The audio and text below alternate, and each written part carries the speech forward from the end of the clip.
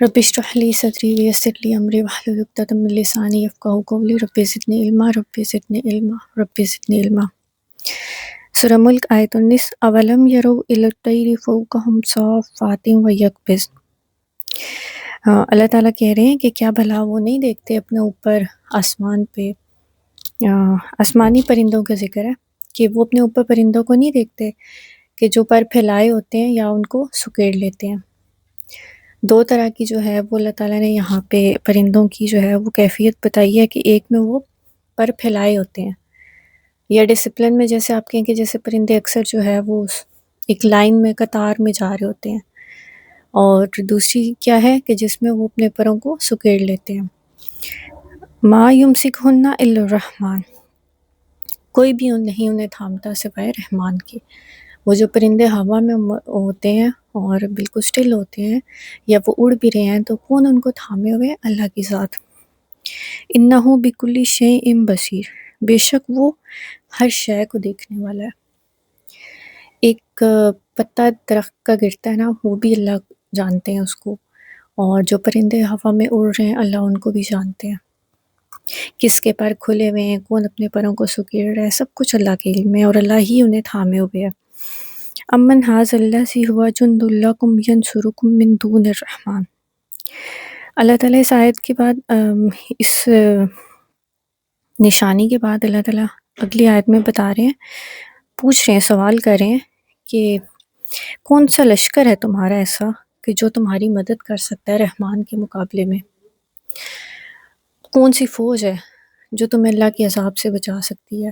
مطلب اتنی نشانیاں دیکھنے کے بعد بھی اگر تم جو ہے وہ سرکشی میں اور نفرت میں اور کفر میں رہنا چاہتے ہو تو پھر کس چیز نے تمہیں اتنا مطمئن کیا ہوا ہے؟ کون ہے جو تمہیں اللہ کے سوا، اللہ کی کہتے ہیں نا کہ اللہ کی پکڑ سے یا اللہ کے عذاب سے کون بچا سکتا ہے؟ کون سے لشکر ہیں تمہارے؟ اللہ سوال کر رہا ہے، بتاؤ کون ہے تمہارا جو تم اللہ کے عذاب سے بچا سکتا ہے؟ ان الکافرون الا فی غرور، بے شک نہیں کافر مگر دھوکے میں۔ ٹھیک ہے، انا میں ہے، اکڑ میں ہے، یہ سب چیزیں کیا ہیں؟ یہ دھوکہ ہے، کیونکہ جیسے کہ ہم پیچھے بھی پڑھ چکے ہیں کہ ہم نے واپس جانا ہے، ہم نے یہاں پہ تو نہیں رہنا۔ امن ھذا الذی یرزقکم ان امسک رزقہ، یا بتاؤ کون ہے وہ جو تمہیں رزق دے سکتا ہے اگر اللہ تمہارا رزق روک لے۔ اب رزق کے اندر ہر چیز آتی ہے، بارش ہے، اگر اللہ بارش ہی روک لے تو کون ہے جو ہمیں بارش دے سکتا ہے؟ ہماری صحت ہے، ہماری اولاد ہے، اگر اللہ اولاد نہ دینا چاہے تو کون ہے جو ہمیں اولاد دے سکتا ہے؟ یہ الگ بات ہے کہ لوگ بہت سارے جو ہے وہ جھوٹے عقیدے رکھتے ہیں یا جھوٹے جو ہے وہ عمل کرتے ہیں جس سے ہمیں باز رہنا چاہیے۔ تو اللہ تعالیٰ یہاں پھر ایک سوال کریں کہ ذرا بتاؤ تو صحیح کون ہے جو تمہیں رزق دے گا؟ اگر آپ کا کاروبار بند ہو جائے، اگر آپ کی صحت خراب ہو جائے، اللہ تعالیٰ آپ کو کسی بھی آزمائش میں ڈال دیں تو کون ہے جو آپ کو نکال سکتا ہے، یا کون ہے جو آپ کو اس سچویشن سے نکال سکتا ہے؟ کوئی بھی نہیں ہے۔ بل لجوا فی عتو و نفور، بلکہ وہ اڑے ہوئے ہیں سرکشی میں اور ضد میں۔ بل لجو ہوتا ہے مطلب کسی غلط بات پہ اکڑ جانا، کوئی بھی ایسی بات ہے بس سننا ہی نہ، حق کو سننا ہی نہ اور بس اپنی منمانی کرنا۔ تو کافروں کا کیا حال ہوتا ہے کہ وہ اپنی بات پہ اڑے ہوتے ہیں۔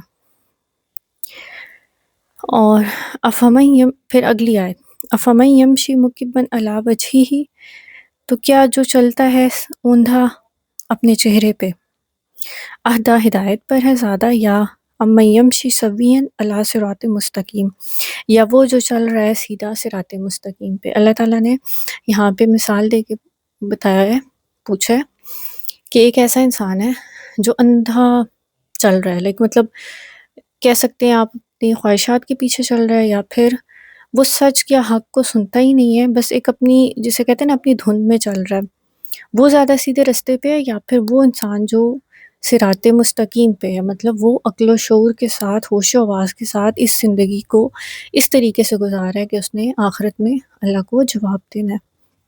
اور وہ انسان جو غفلت میں ہے، یا جو غفلت میں، گمراہی میں، یا کہہ لیں کہ ایک جیسے کہتے ہیں نا کہ انجوائمنٹ میں بھی کہہ سکتے ہیں کہ وہ اس طریقے سے گزرا ہے اندھا بن کے نا، تو حق کو نہیں مان رہا، یا حق کو سنتا ہی نہیں ہے، تو ان دونوں میں کیا یہ دونوں برابر ہیں، یا کون ہے جو اس میں زیادہ ہدایت پر ہے؟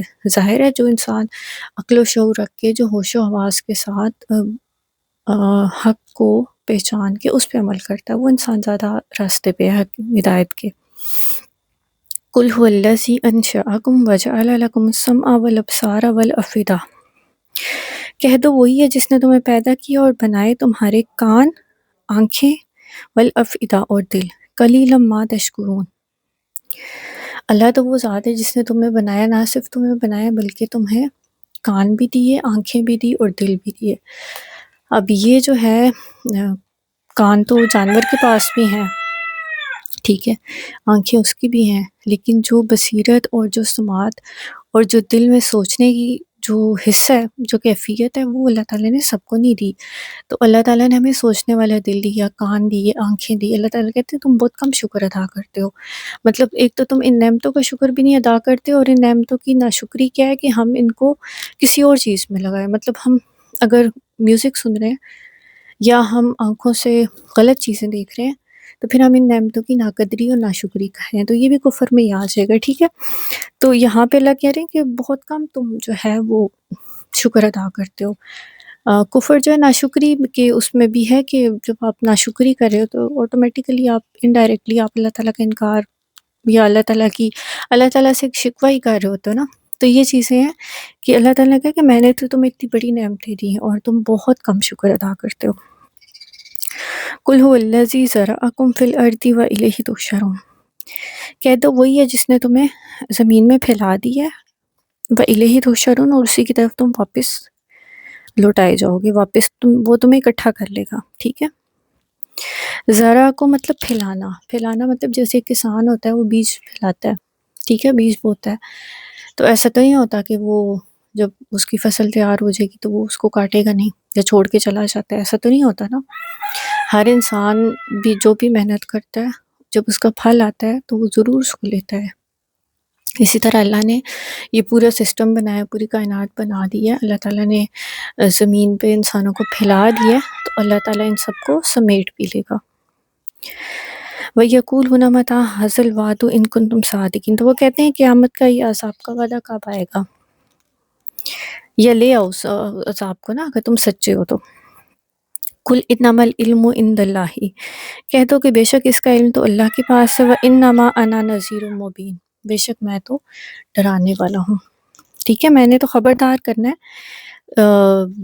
علم جو قیامت کا علم ہے وہ اللہ کے پاس ہے، تو ظاہر ہے یہ علم کسی کو بھی نہیں ملا کہ قیامت کب آنی ہے، یہ چیز اللہ تعالیٰ نے اپنے پاس رکھی ہے، اور اس میں کیا حکمت ہے، کیا مصلحت ہے، اور یہی ہے کہ انسان کو اگر پتہ چل جائے قیامت کب آنی ہے، یا جیسے کہ انسان کو اس کی موت کا پتہ چل جائے کہ اس کو موت کب آنی ہے، تو وہ موت سے ایک دن پہلے جو ہے توبہ کر لے گا۔ ایسے ہی ہوگا کہ جس طرح سے ہم ایک لاپرواہی کا مظاہرہ کرتے ہیں کہ ابھی تو بڑا ٹائم پڑا ہوا ہے، ٹھیک ہے، تو یہ چیز نہیں ہے۔ اس میں جو چیز سیکھنے کی ہے وہ یہ ہے کہ ہمیں اپنا ہوم ورک کمپلیٹ رکھنا ہے، ہمارے جو کان ہیں، جو دل ہیں اور جو آنکھیں ہیں، ان کو ہم نے صحیح استعمال میں لانا ہے، تاکہ ہم کل قیامت کو دن اللہ تعالیٰ کو جو ہے وہ سرخرو ہو سکیں اور اس چیز میں خوش ہو سکے کہ ہاں ہم نے اپنے دل، کان، آنکھیں ایک اچھے مقصد میں لگائے اور آپ کے لیے ہی خرچ کیے۔